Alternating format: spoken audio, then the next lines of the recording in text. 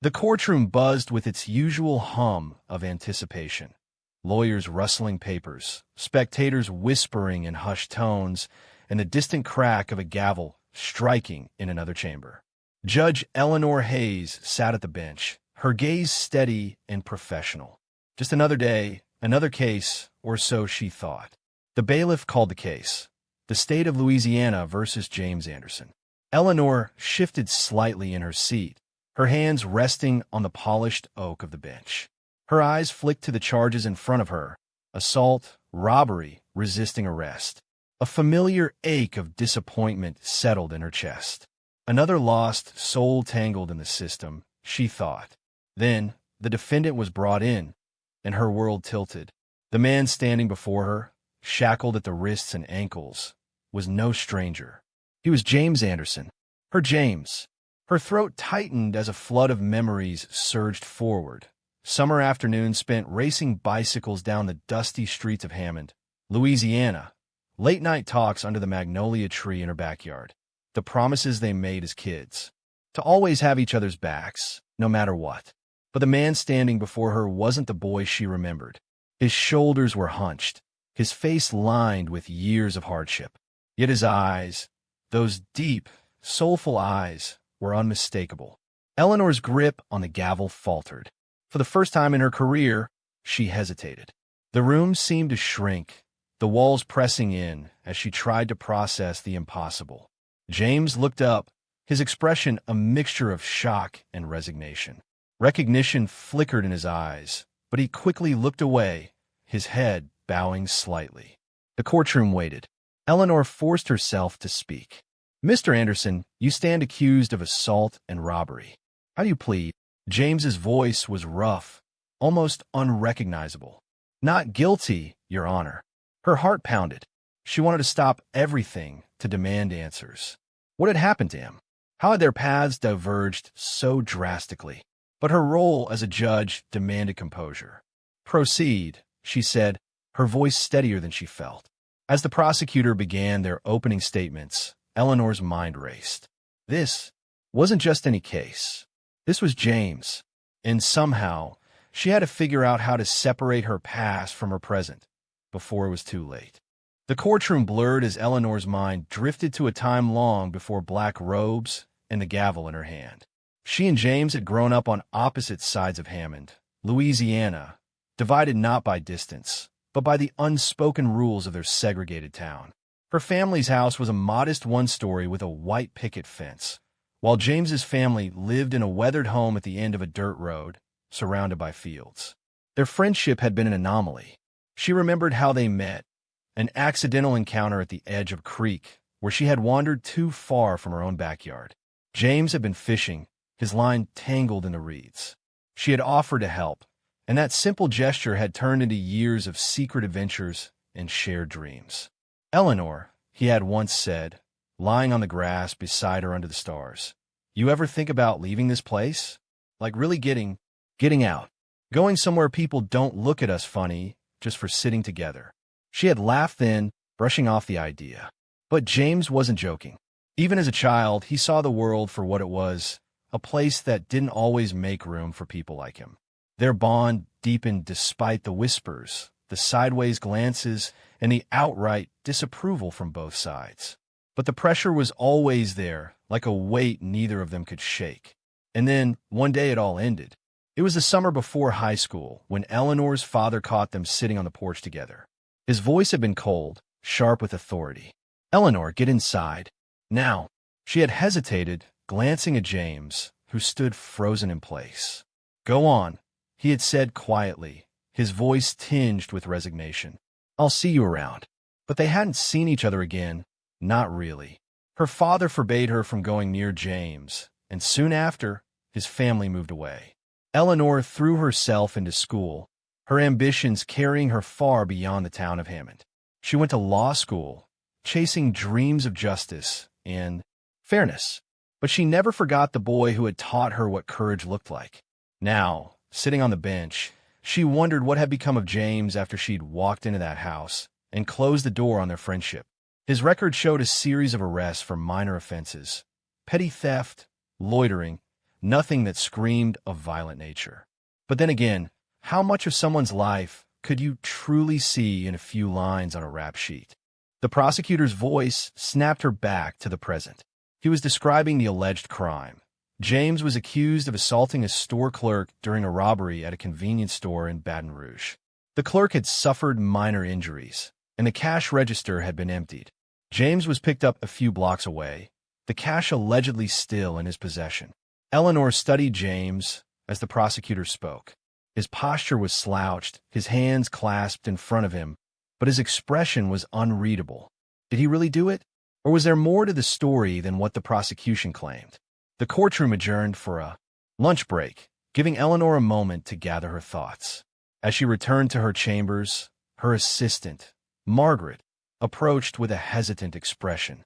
"Judge Hayes, are you okay? You seemed a little distracted," Margaret asked. Eleanor hesitated. Should she confide in Margaret? Would it be unprofessional to admit that she knew the defendant? Instead, she shook her head. "I'm fine. Just a lot on my mind." But she wasn't fine. How could she be when the past she had buried so deeply was sitting just a few feet away, waiting for her judgment? The courtroom was packed when the trial resumed. Reporters scribbled notes, the clerk shuffled papers, and the prosecutor, a sharp-faced man named Richard Powell, was ready to deliver his case. "Ladies and gentlemen of the jury," Powell began, his voice firm, "this case is about violence. It's about a man who walked into a convenience store and, without provocation, attacked an innocent clerk before stealing the cash register contents. The evidence will show that James Anderson is guilty of this crime." Eleanor felt a knot tighten in her stomach. The prosecutor's tone was clinical, detached, as if James were nothing more than a name on a docket. She glanced at James, whose gaze remained fixed on the table before him. The defense attorney, Lisa Porter, rose to present her opening statement. She was young but confident, her voice carrying across the room. "The prosecution would have you believe this case is straightforward, but it's not. My client, James Anderson, has maintained his innocence from the start. We will show that there is more to this story and that the assumptions made on the night of the arrest do not hold up under scrutiny." The first witness was called to the stand, a store clerk who had been working the night of the incident. He described seeing a man fitting James's description enter the store, argue with the cashier, and then lunge over the counter. His testimony was detailed, but something about it felt rehearsed. Lisa's cross-examination was surgical. "Mr. Chambers, you stated that the man who attacked the clerk was wearing a red hoodie. Is that correct?" "Yes," the witness replied. "Did you see his face clearly?" "Not really. It was dark, and he had the hood up." Lisa nodded, pacing slightly. "So you're saying you couldn't definitively identify the individual who committed the assault?" "Well, no, but—" "No further questions," Lisa said, cutting him off. Eleanor noticed James shift slightly in his seat, his shoulders squaring, as if the exchange had given him a small glimmer of hope. The next piece of evidence was a surveillance video from a store. The footage was grainy and poorly lit, showing a figure in a red hoodie entering the store. The prosecution argued that the person in the video was James, but the quality made it difficult to discern any identifying features. As the video played, Eleanor studied it intently. Could this truly be James? The figure moved quickly, grabbing at the counter before disappearing off-screen. The footage ended abruptly, leaving an unsettling gap in the narrative. James's defense was based on an alibi. He claimed he had been walking home from a friend's house at the time of the robbery. The friend, however, was unwilling to testify, citing fear of retaliation from the community. Lisa argued that the lack of a willing witness didn't negate James's innocence, but the jury's expressions hinted at skepticism. As the trial wore on, Eleanor felt the weight of her position pressing down on her. She was meant to be impartial, a pillar of fairness. But how could she be when every moment reminded her of their childhood? The boy who had once been her closest friend was now a man fighting for his freedom, and she was the one tasked with determining his fate. When the court adjourned for the day, Eleanor lingered at the bench, her fingers tracing the edges of the gavel. She wanted to talk to James, to ask him directly what had happened, but she knew she couldn't. Any contact outside the courtroom would jeopardize the case and her career. As she watched James being escorted out of the room in shackles, Eleanor's resolve wavered. She had always believed in the justice system, in its ability to reveal the truth. But for the first time, she wondered if the truth was something it could ever truly grasp. The courtroom buzzed with quiet murmurs as the trial reached a pivotal moment. It was the defense's turn to present their case, and Lisa Porter called her first key witness, Officer Daniel Harris, the arresting officer. Eleanor leaned forward slightly, her eyes narrowing. This was where the cracks, if any, might begin to show. Officer Harris, a burly man with a gruff demeanor, took the stand. Lisa approached him with deliberate calm. "Officer Harris," she began, "you were the one who apprehended my client, correct?" "That's right," he replied, his tone clipped. "You stated in your report that Mr. Anderson was walking 2 blocks from the scene of the robbery when you detained him. Is that correct?" "Yes." "And what led you to believe he was the suspect?" Harris shifted in his seat. He matched the description, a black male, mid-40s, wearing dark clothing. Lisa's eyebrows raised slightly. Dark clothing? But the suspect in the video was described as wearing a red hoodie. "Did you find a red hoodie in Mr. Anderson's possession when you searched him?" Harris hesitated. "No, but he could have discarded it." Lisa took a step closer. "Could have? Did you or any other officer conduct a search of the surrounding area to locate this supposed hoodie?" Harris's jaw tightened. "No, we didn't have time. He was apprehended quickly." Lisa pressed on.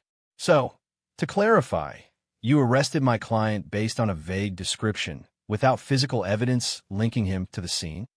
The officer's silence spoke louder than any words. Eleanor's gaze flickered to the jury. A few members exchanged uncertain glances. Lisa wasn't done. "Officer Harris, do you recall if Mr. Anderson said anything at the time of his arrest?" He protested, said he was innocent. "And did you consider investigating his claim? Or did you assume guilt based solely on his appearance?" Harris's face reddened. "I followed protocol." "Protocol," Lisa repeated, her voice laced with skepticism. "No further questions, Your Honor." The courtroom buzzed again as Harris stepped down, his credibility visibly shaken. Eleanor's heart pounded. This was more than just a trial now. It was a reckoning, not just for James, but for a system that seemed too eager to condemn him. The defense's next move was unexpected. Lisa introduced an expert witness, a forensic analyst who had reviewed the surveillance footage. The analyst explained that, based on the height and build of the individual in the video, there was no definitive way to confirm it was James. Furthermore, the timestamp on the footage had been altered, raising questions about its reliability. The prosecutor attempted to dismiss the testimony as conjecture, but the jury appeared unsettled. A shadow of doubt crept into the room, and Eleanor could feel its weight. As the day drew to a close, James was given the opportunity to testify on his own behalf. Lisa had warned him of the risks, but James insisted. He stood, chains clinking softly as he approached the stand. His voice, though quiet, carried a raw sincerity. "I've made mistakes in my life," James began, addressing the jury directly. "I've taken wrong turns, trusted the wrong people. But I didn't do this. That night, I was walking home, minding my own business when the cops stopped me. They didn't ask questions. They just decided I fit the bill." His voice cracked slightly as he continued. "I've been fighting my whole life, fighting to be seen as more than what people assume about me. But I'm tired. I just want the truth to matter." Eleanor's throat tightened as James sat back down. His words hung in the air, a plea not just for justice but for humanity. She glanced at the jury. Their faces were a mix of emotions: doubt, empathy, uncertainty. This was it. The truth was no longer confined to evidence or testimonies. It was a battle of conscience, a struggle against the weight of prejudice and assumption. Eleanor knew that her role wasn't just to uphold the law. It was to interpret it in a way that served true justice. The final day of the trial dawned, heavy with anticipation. The closing arguments were delivered with precision. The prosecutor leaned on the circumstantial evidence, urging the jury to trust the system's process. Lisa, however, pleaded for the jury to see beyond the surface, to consider the holes in the case and the humanity of the man on trial. Eleanor listened intently, her face impassive but her mind racing. Her role was clear. She could not sway the jury, but she would have the final word if their verdict left room for interpretation. The burden of ensuring justice weighed heavily on her. The jury deliberated for hours. The courtroom emptied and refilled as people stretched their legs or whispered among themselves. James sat quietly, his hands clasped tightly in front of him. He hadn't looked at Eleanor since the first day of the trial, and she couldn't blame him. What could she possibly say to make any of this better? Finally, the bailiff announced that the jury had reached a verdict. The room fell silent as the foreperson stood, a piece of paper trembling in her hands. In the case of the state of Louisiana versus James Anderson, we find the defendant. The pause was unbearable. Not guilty. The room erupted in a mix of gasps, murmurs, and even a few cheers. Eleanor tapped her gavel, restoring order. James's shoulders sagged as if a weight had been lifted, but his face remained unreadable. He had won his freedom, but it was clear this victory came at a cost. Eleanor addressed the court, her voice steady. The jury has spoken. Mr. Anderson, you're free to go. Court is adjourned. As the courtroom emptied, Eleanor lingered behind, watching James as he signed his release paperwork. For a moment, she thought he might leave without a word.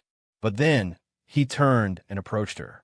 The room was nearly empty now, just a few clerks tidying up and Margaret gathering files. James stopped a few feet from the bench, his expression guarded. You don't owe me anything, he said quietly. But I'd like to know why. Why didn't you say anything? You knew me. Eleanor felt her throat tighten, the words catching. Because I couldn't, she admitted. I had to be fair. If I'd said something, it might have jeopardized the case. James studied her, his face a mix of hurt and understanding. Fair, he repeated, his voice bitter. That's the thing, Eleanor. The world's never been fair. Not for people like me. She nodded slowly, her gaze dropping to the polished wood of the bench. You're right. I wish I'd done more back then. I wish I could have done more now. James sighed, the tension in his posture easing slightly. We were kids. We didn't know any better. But you know now, don't you? I do. Eleanor said, her voice firm. And I'm sorry. James gave a faint nod, then turned and walked away, his back straight as he disappeared through the courthouse doors. Eleanor sat alone in the empty courtroom, the weight of his words pressing on her. She had upheld the law, but the trial had revealed a deeper truth. Justice wasn't just about verdicts and evidence. It was about the lives shaped by systems far larger than any one person. For Eleanor, it was a wake-up call, a reminder that her position wasn't just a seat of power, but a platform for change.